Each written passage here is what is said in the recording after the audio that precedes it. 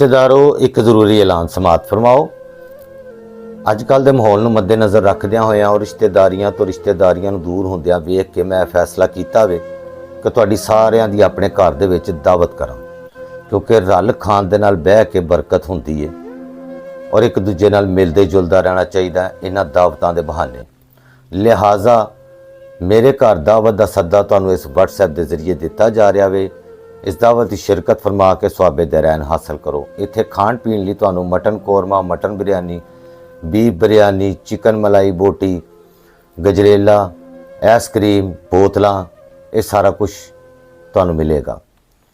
एक इल्तमास है तुहाडे अगे कि किन्ने केड़ी अपने घरों डिश बना के लियानी है, ये तुसीं आपस विच डिसाइड कर लिया जे, क्योंकि इस पार्टी का नाम है वन डिश पार्टी।